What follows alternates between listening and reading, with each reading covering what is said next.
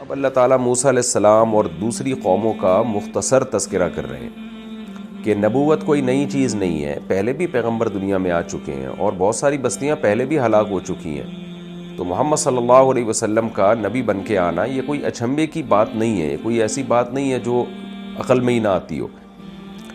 فرمایا وَلَقَدْ آتَيْنَا مُوسَى الْكِتَابَ، تحقیق ہم نے موسیٰ کو کتاب دی، وَجَعَلْنَا مَعَهُ أَخَاهُ هَارُونَ وَزِيرًا، اور ہم نے موسیٰ کے ساتھ ان کے بھائی ہارون کو ان کا مددگار بھی بنایا۔ فَقُلْنَا اذْهَبَا إِلَى الْقَوْمِ، اور ہم نے کہا جاؤ تم دونوں ایسی قوم کی طرف، الَّذِينَ كَذَّبُوا بِآيَاتِنَا، جنہوں نے ہماری آیتوں کو جھٹلایا ہے۔ فَدَمَّرْنَاهُمْ تَدْمِيرًا، اللہ کہتے ہیں ہم نے پوری بستی اٹھا کے ہلاک کر دی، تباہ و برباد کر دی فرعون کی، یعنی اس کو غرق کیا، اور ان کے جو گھر ویران اور اجڑ گئے نا، ان کے جب کسی آبادی میں لوگ رہنا ختم کر دیتے ہیں تو وہ آبادی کیسی اجڑ جاتی ہے کچھ دنوں میں، تو ہم نے ان کو تباہ و برباد کر دیا۔ وقوم نوح، اور نوح علیہ السلام کی قوم کو بھی یاد کرو، لما کذبوا الرسل، جب انہوں نے پیغمبروں کا انکار کیا۔ اب دیکھیں انہوں نے تو انکار صرف نوح علیہ السلام کا کیا تھا، قرآن میں اس طرح کی مضمون اور بھی جگہ پر ہے کہ ایک پیغمبر کے انکار کو اللہ تعالیٰ پیغمبروں کا انکار کہتے ہیں۔ وجہ اس کی ہے کہ تمام پیغمبروں کی دعوت ایک ہی ہے، جو کسی ایک سچے پیغمبر کا انکار کرتا ہے نا، اس کا مطلب اس نے باقی پیغمبروں کا بھی انکار کر دیا، یعنی باقی پیغمبروں پر بھی ایمان لانے کا کوئی فائدہ نہیں ہوا، کیونکہ دعوت تو سب کی ایک ہی ہے۔ ایک آدمی آپ کو آ کے خبر دیتا ہے ایسا ہوا ہے، دوسرا وہی خبر دیتا ہے، آپ اس کی خبر کو جھٹلا رہے ہو اور اس کو کہہ رہے ہو کہ وہ صحیح کہہ رہا ہے، تو وہی بات تو دونوں کی ایک ہی ہے۔ تو اس کو اگر آپ جھٹلا رہے ہو تو اس کا مطلب اس کو بھی جھوٹا قرار دے رہے ہو، تو اس لیے اللہ تعالیٰ بعض دفعہ ایک پیغمبر کے انکار کو بھی قرآن میں اللہ نے تعبیر یوں کیا ہے کہ سارے پیغمبروں کا انکار۔ تو جب انہوں نے پیغمبروں کا انکار کیا، اغرقناہم، ہم نے ان کو غرق کر دیا، وجعلناہم للناس آیا، اور ہم نے لوگوں کے لیے ایک بڑی نشانی بنا دیا، واعتدنا للظالمین عذابا علیما، اور ہم نے ظالموں کے لیے دردناک عذاب تیار کر کے رکھا ہے جو آخرت میں ہوگا۔ وعادا وثمودا، اور قوم عاد اور قوم سمود کو، واصحاب الرسی، اور کنویں والے لوگوں کو۔ یہ کنویں والے کون تھے؟ اس کی تفسیر میں مختلف آراء ہیں، بہت ساری آراء اس کی تفسیر میں۔ حضرت عبداللہ بن عباس رضی اللہ تعالیٰ عنہ سے قول منقول ہے، وہ بھی کوئی بہت مضبوط سند کے ساتھ نہیں ہے، اس میں یہ ہے کہ یہ قوم عاد یا قوم سمود کی کچھ باقیات تھیں جو جب عذاب آیا تو یہ لوگ کنویں پہ تھے، وہاں رہا کرتے تھے، تو یہ بچ گئے تھے، بعد میں ان کو بھی ہلاک کیا گیا۔ لیکن مختلف اقوال ہیں، بہرحال کوئی ایسی قوم ہے جو کنویں کے ارد گرد رہا کرتی تھی اور کنویں کے ساتھ ان کی کوئی خاص مناسبت تھی، سارا گاؤں یا سارا علاقہ کنویں سے پانی پیتا ہوگا، یا وہ کنواں سب لوگوں کو سیراب کرتا ہوگا، تو اس لیے اللہ نے اس کا نام ہی اصحاب رس رکھ دیا۔ باقی ہمیں مرفوع صحیح احادیث میں کوئی اس بارے میں واضح ہدایات نہیں ملتی ہیں۔ وقرون بین ذلک کثیرا، اور ان کے درمیان بھی بہت ساری بستیاں، یعنی یہ تو وہ ہیں جن کو اللہ نے بیان کر دیا، ورنہ اور بہت ساری بستیاں ہیں جن کو اللہ نے تباہ و برباد کیا، لیکن اللہ فرماتے ہیں ہم ظالم نہیں ہیں۔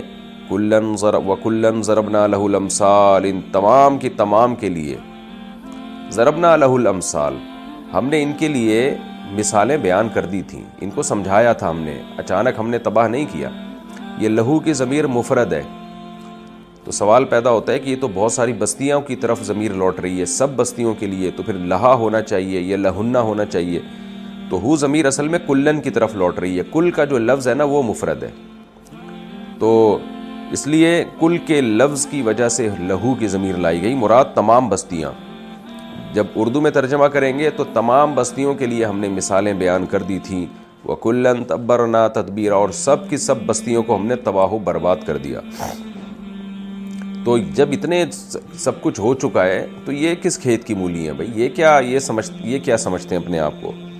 وَلَقَدْ أَتَوْا عَلَى الْقَرْيَةِ الَّتِي أُمْطِرَتْ مَطَرَ السَّوْءِ، اللہ کہتے ہیں یہ لوگ تو ایسی بستیوں کے قریب سے گزر چکے ہیں جن کو بری بارش سے ہلاک کیا گیا تھا۔ مراد اس سے لوط علیہ السلام کی قوم ہے۔ آج بھی جب آپ سعودی عرب سے شام کی طرف جاتے ہیں، عرب لوگ بہت زیادہ تجارت کیا کرتے تھے، مکہ سے شام کی طرف جاتے تھے وہ، تو جب شام کی طرف جاتے تو راستے میں لوط علیہ السلام کی قوم کی بستی آتی تھی جو لڑکوں سے بدفعلی کرتے تھے اور ان کو تباہ و برباد کیا گیا، تو ان پر پتھروں کی بارش کی گئی تھی۔ تو اللہ کہتے ہیں یہ ان بستیوں سے، اس بستی سے کے قریب سے گزر چکے ہیں یہ، جس کو ہلاک کیا گیا ہے. افلم یکونوا یرونہا، کیا یہ دیکھتے نہیں ہیں اس بستی کو کیسے تباہ و برباد پڑی ہوئی ہے. بل کانوا لا یرجون نشورا، بلکہ اصل بات یہ ہے کہ یہ آخرت پر دوبارہ زندہ ہونے پر یقین نہیں رکھتے. یعنی دیکھتے ہیں، عبرت بھی حاصل ہونی چاہیے، لیکن عبرت حاصل ہو کیوں نہیں رہی ہے کہ ان کو احساس ہی نہیں ہے کہ موت کے بعد ہم نے جواب دینا ہے. جب بے فکری ہوتی ہے تو پھر انسان سوچتا ہی نہیں ہے، بس وہ ہر چیز کو نیچر پہ ڈال دیتا ہے کہ بھئی یہ بستی تباہ ہوئی بھی ہے، زلزلہ آ گیا ہوگا، کوئی مسئلہ ہو گیا ہوگا، تو بستیاں تو تباہ ہوتی رہتی ہیں، اس میں اس کا پیغمبروں کے سچے ہونے کی کیا دلیل ہے. لیکن اگر آخرت کا خوف ہوتا تو یہ غور کرتے بھئی یہ جو بستی تباہ ہوئی ہے، تو ہم یہود و نصارہ سے پوچھتے ہیں کہ کیا ہوا تھا یہاں واقعہ. تو یہود بھی بتائیں گے، عیسائی بھی بتائیں گے، بہت ساری قومیں آپ کو بتائیں گی کہ بھئی یہ ایسا نہیں ہے، یہ اتفاقی واقعہ نہیں ہے، ایک پیغمبر آئے تھے یہاں. حالانکہ ان قوموں میں آپس میں بڑا اختلاف ہے، لیکن اس کے باوجود یہ ایک بات پہ جمع ہے. جب دو آدمی ایک دوسرے کے مخالف ہوں لیکن ایک خبر پہ دونوں جمع ہوں، تو پھر اس خبر کے یقین ہونے کا انسان کو یقین ہو، اس خبر کے صحیح ہونے کا انسان کو یقین ہو جاتا ہے.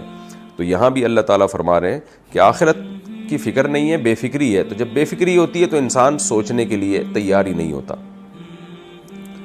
وَإِذَا رَأَوْكَ إِن يَتَّخِذُونَكَ إِلَّا هُزُوًا، اور بے فکری کی حالت یہ ہے کہ جب یہ آپ کو دیکھتے ہیں تو آپ کو ایک مذاق سمجھ ٹھہرا لیتے ہیں، سیریس نہیں لیتے. اور کیسا مذاق اڑاتے ہیں آپ کا کہ احاد الذی بعث اللہ رسولا، کیا یہ ہے وہ جس کو اللہ نے رسول بنا کے بھیجا. معاذ اللہ. یہ حاذا کا لفظ جب کسی انسان کی طرف اس کی نسبت کی جائے نا، تو بلاغت کی کتابوں میں، جو عربی بلاغت کی کتابیں ہیں، ان میں لکھا ہوا ہے کہ یہ توہین کے لیے ہوتا ہے. ضمیر جو ہے نا، پروناؤن، جو پروناؤن ہے وہ کسی کو عزت دینے کے لیے ہوتا ہے. ہوا یا ہی یا شی کا لفظ استعمال کرنا. اور جب بے جان چیزوں کی طرف اشارہ کیا جاتا ہے، دس، عام طور پر دس اور دیٹ کے ذریعے، تو بعض دفعہ اس اشارے میں توہین مقصود ہوتی ہے، ہمیشہ نہیں ہوتی، لیکن پروناؤن کی جگہ جو اس میں اشارہ استعمال کیا جاتا ہے تو بعض دفعہ اس میں توہین مقصد ہوتی ہے. تو ہادہ تو بے جان چیزوں کی طرف اشارہ کیا جاتا ہے، ہادہ.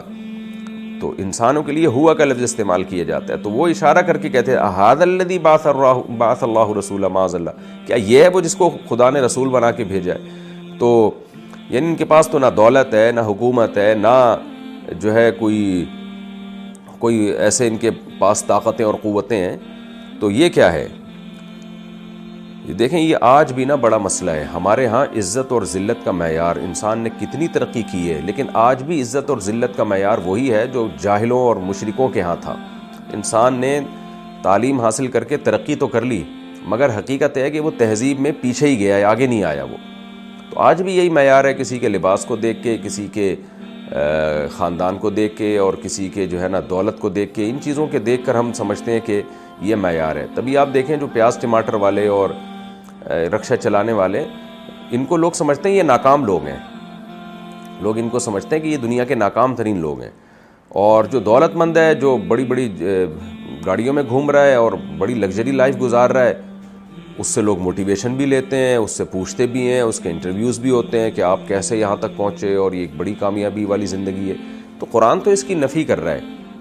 قرآن کہہ رہا ہے بھائی عمل اچھا ہے تو آپ اچھے ہیں، عمل برا ہے تو یہ دولت کچھ بھی نہیں ہے. تو نبی پر جو سب سے بڑا اعتراض تھا، وہ اعتراض ہی یہ تھا کہ یہ تو غریب ہیں، یہ تو مسکین ہیں، تو یہ کیسے پیغمبر ہو سکتے ہیں. تو آج آپ دیکھ لیں کہ ہمارے ہاں دولت اور غربت میں کتنا زیادہ غلو ہے. غریب کو کیا سمجھا جاتا ہے اور دولت مند کو کتنا کامیاب سمجھا جاتا ہے. تو یہ سرے سے بات ہی غلط ہے. مسافر خانہ جب ہے، جب یہ سفر ہے، تو مسافر خانے میں کیا پیاز ٹماٹر والا اور کیا 22ویں گریڈ کا آفیسر، یہ سب تھوڑے دنوں کے بچوں کے کھیل ہیں، کھلونے ہیں، جس سے دل بہلانے کے لیے اللہ تعالیٰ دے دیتے ہیں. کسی کو گاڑی دے دی، کسی کو رکشہ دے دیا. تو ان کھلونوں میں دل لگانا یہ اللہ کی نظر میں پرلے درجے کی حماقت اور بے وقوفی ہے. افسوس اس پر ہوتا ہے کہ جب بہت زیادہ پڑھے لکھے اور ایجوکیٹڈ لوگ بھی اس طرح کی باتیں کر رہے ہوتے ہیں، دولت کو ایک بہت لفٹ کرا رہے ہوتے ہیں، تو انسان کہتا ہے ان کی عقل پہ ماتم کرنے کو دل چاہتا ہے. ٹانگیں قبر میں لٹکی ہوئی ہیں اور آگے دیکھ رہے ہیں مر مر کے قبرستان آباد ہو رہے ہیں، لائن میں لگے ہوئے ہیں سارے قبر میں جانے کے لیے، اور باتیں کس طرح کی کر رہے ہیں. تو ان کاد لیضلنا عن آلہتنا، قریب ہے کہ یہ ہمیں ہٹا دے ہمارے معبودوں سے. کیا مطلب؟ یہ معاذ اللہ اس قابل تو نہیں ہے کہ ان کو رسول بنایا جائے، مگر یہ کہ ان کی بات میں کشش بہت ہے، ان کو بلاغت بہت ہے. تو یہ اس معاذ اللہ اس قابل نہ ہو کے بھی اس طرح سے بات کر رہے ہیں ہمارے معبودوں کے خلاف اور توحید پر کہ لولا ان صبرنا علیہا، لوگوں اگر ہم نے اپنے معبودوں پہ صبر نہ کیا، مضبوطی سے اپنے بھگوانوں کو نہ پکڑ کے رکھا ہم نے، تو یہ جو ہے محمد صلی اللہ علیہ وسلم ہمیں ہٹا دے گا یہاں سے. تو اپنے معبودوں پہ مضبوطی سے قائم رہو، اور یہ اس لائق نہیں ہے کہ ان کو معاذ اللہ پیغمبر بنایا جائے.